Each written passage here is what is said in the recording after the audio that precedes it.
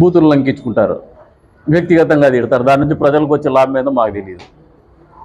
ఆయన మానసిక పరిస్థితి బాగుందా లేదా మీరందరూ ఇప్పుడు చూసినటువంటి వీడియోలు క్రోనలాజికల్గా అంటే వరుస క్రమంలో మొదటి నుంచి కూడా ఒక పద్ధతిగా ఆయన ఎంత నిజాయితీపరుడో అందరికీ తెలిసిపోతుంది. ఆయన అబద్ధాలే చెప్పడంట, అది వాళ్ళ నాయన చెప్పినాడంట. ఎందుకంటే ఆయన ఎట్లా ఇప్పుడు చెప్పడానికి లేడు పాపం. ఇంకా తల్లి చెల్లి గురించి వాళ్ళ చెల్లెలే స్టేట్మెంట్ ఇచ్చింది. ఇక ఆయనకు ఉన్నటువంటి భాషా పరిజ్ఞానం ఇది అనన్య సామాన్యం. ఇది ఉల్లిగడ్డకి ఆలుగడ్డకి తేడా తెలియనటువంటి వ్యక్తులు కూడా ముఖ్యమంత్రికి పరిపాలించినారు.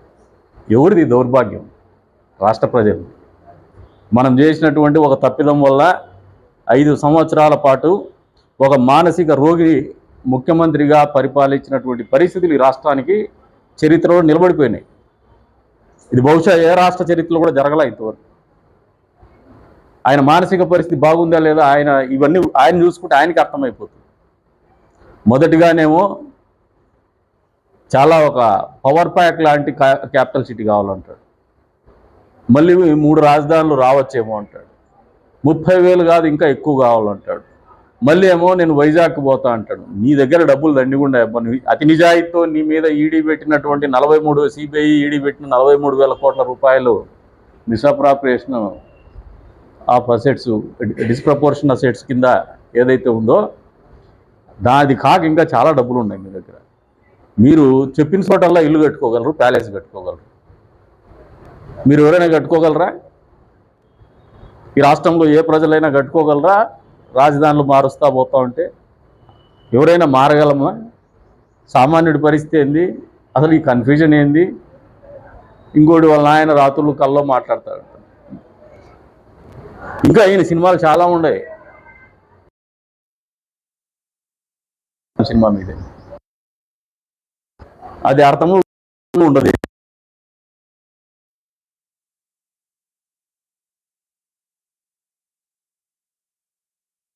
జరిగింది ఏదో ఊహించి రాష్ట్ర ప్రజలు ఒక చారిత్రాత్మకమైనటువంటి తీర్పు 50% ఓట్లు 151 సీట్లు ఇస్తే నేను ఇది అని చెప్పేసి నువ్వు చెప్పినావు. మీ సహచర మంత్రివర్యులు సహచర ఎంపీలు అయితే గంట అరగంటతో ఒకడు మొదలు పెడితే బట్టలు ఇప్పి బజార్న బ్యాటింగ్ చేసినోడు ఇంకోడు. మొత్తం ఎవడన్నా ఒక్కడైనా సరైనోడు పైనుంచి కింది వరకు ఉన్నాడంటే అంతా మావుగాని బ్యాచ్.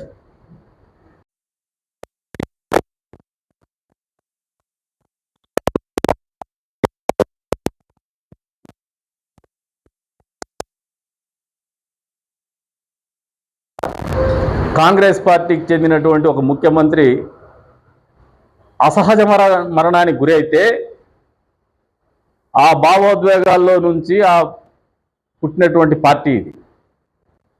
ఏమాత్రం సిద్ధాంతాలు లేవు దీనికి. జెండా లేదు, అజెండా లేదు. అసలు అజెండా అనేది లేనటువంటి పార్టీ. ఆ ఎమోషన్స్ మీద ఎవరినో ముఖ్యమంత్రిని చేసేయాలి. ఆయన చనిపోయినాడు ఇంకొకటి. రాచరిక పోకళ్ళలో పుట్టిండే పార్టీ, అంతేగాని సిద్ధాంతపరంగా పుట్టిండేది కాదు. తెలుగుదేశం పార్టీ పుట్టినప్పుడు ఆవిర్భావం జరిపినప్పుడు నందమూరి తారక రామారావు గారు చాలా స్పష్టంగా చెప్పినారు. ఆయన ఎందుకు ఆలోచన వచ్చింది, ఎందుకు ఈ పార్టీ పుడుతుంది, పేదవాడి చెమట్లో నుంచి పుట్టిన పార్టీ అని చెప్పేసి, శ్రామికుడి కష్టంలో నుంచి పుట్టినటువంటి పార్టీ అని చెప్పేసి ఆ రకమైనటువంటి స్లోగన్ ఎప్పుడైనా నిన్నారా మీరు? ఇది కూడా ఒక ప్రాంతీయ పార్టీ. తండ్రి చచ్చిపోతే కొడుకు ముఖ్యమంత్రి కావాలని పుట్టిండే పార్టీ.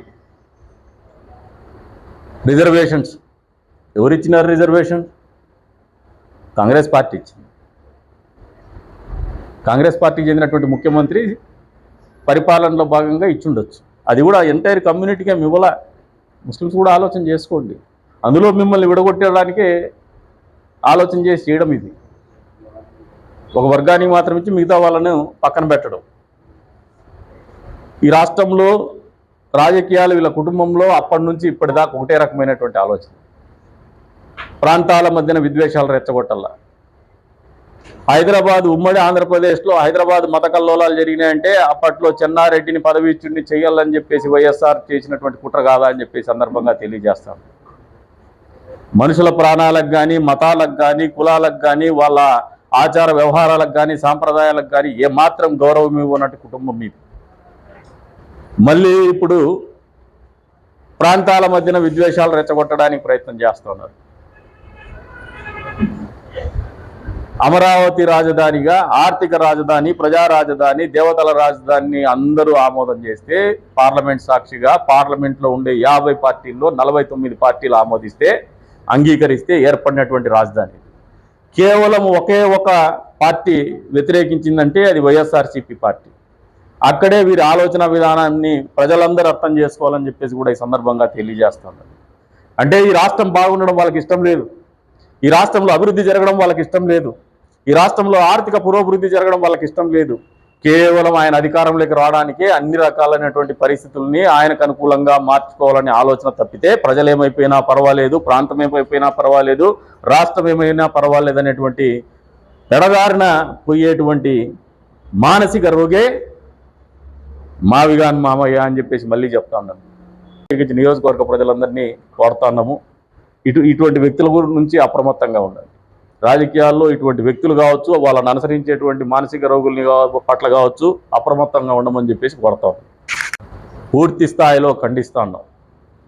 అంతేకాకుండా కాకాని గారి దగ్గర నుంచి మొదలు పెడితే జగన్మోహన్ రెడ్డి గారి దగ్గర వరకు మీకు అధికారం వస్తే ఈ రాష్ట్రంలో ప్రజలకు మంచి చేయడం ఏందో చెప్పుకోండి, కానీ స్టేషన్ నుంచి స్టేషన్కి తిప్పుతా అని చెప్పేసి మాట్లాడుతున్నారు. అదే ఆలోచన అధికారంలో ఉన్న పార్టీలకు వచ్చి మీ పరిస్థితులు ఏందో ఒకసారి ఆలోచన చేసుకోమంటాడు. అది పద్ధతి కూడా కాదు. ఏ ఒక్కరి మాకైనా మీకైనా ఆలోచన విధానమే తప్పది. ప్రజలు కూడా గుర్తెరగల. ఇటువంటి ఆలోచన విధానం ఉండేటువంటి వ్యక్తులు మళ్ళీ వస్తే మనం ఏ రకంగా మన ప్రతిస్పందన ఉండాలో ఆలోచన చేసుకోమంటాను. ఏబిఎన్ వారిని కూడా ఇంకా అగ్రెసివ్గానే వాస్తవాలు తెలియజెప్పే క్రమంలో ముందుండాలని చెప్పేసి కూడా మనస్ఫూర్తిగా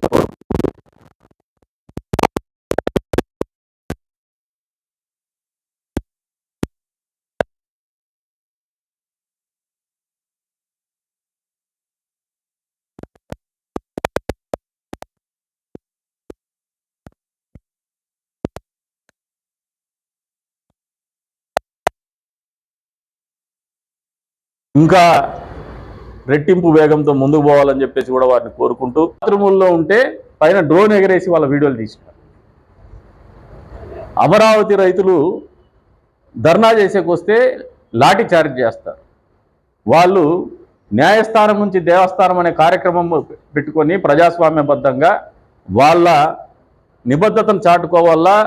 వాళ్ళు ఏదైతే అప్పట్లో భూములు ఇచ్చినారో దానికి అనుకూలంగా వాళ్ళు ప్రొటెస్ట్ తెలపాలా, అన్యాయం జరుగుతోందని వాళ్ళ బాధను వెలుగుచ్చాలని ధర్నా చేస్తే అది ప్రజాస్వామ్యంలో రాజ్యాంగం ఇచ్చిన హక్కు. అది వాళ్ళని నరకయాతన చూపించినటువంటి పరిస్థితులు ఎవరు మర్చిపోలే. ఈ రోజున మీరు మళ్ళీ వస్తాను, పాదయాత్ర చేస్తాను, సినిమా చూపిస్తా అంటాను. మామూలుగా మా సంగం థియేటర్లో సినిమా వేసినప్పుడు ముందు మ్యూజిక్ వేస్తాండే, జించుకు జించుకు జించుకు అని చెప్పేసి, అది మళ్ళీ స్క్రీన్లు వేస్తాండే. ఆ స్క్రీను మీది ఎప్పుడో లేచేసింది, ఇంకా మీ సినిమా ఆడేది ఏంది లేదు. ఇక్కడ జించికి జించికే మీది. మీ సినిమా ఎప్పుడో చూసేసినారు, మలయాళం సినిమా. ఎవరికి అర్థం కాని సినిమా ఇది, మెంటల్ గిరాకి అని. ఇంకా మీరు సినిమా చూపించేకేంది లేదు ఇక్కడ. మీ సినిమా చూసి భయపడేవాడు లేడు, ఇన్స్పైర్ అయ్యేవాడు లేడు, లేదు అబ్బా అనుకునేవాడు లేడు. అబ్బో అనుకుంటున్నారు నిన్న దెబ్బకి. ఇంకా నిన్నేమన్నా భ్రమ పెట్టాలనుకుంటే నీది వెనకల అనుకోకుండా ఒక రోజులో ఉండే బ్యాచ్ ఏదన్నా ఉందేమో, కానీ సభ్యత కలిగినటువంటి వ్యక్తులు ఎవరు కూడా, సంస్కారం కలిగినటువంటి వ్యక్తులు ఎవరు కూడా, సమాజం పట్ల గౌరవం ఉన్నటువంటి వ్యక్తులు ఎవరు కూడా నీ వెనక ఉండరు అనేది వాస్తవం మావిగన్ గారు అని చెప్పేసి ఈ సందర్భంగా తెలియజేస్తాను.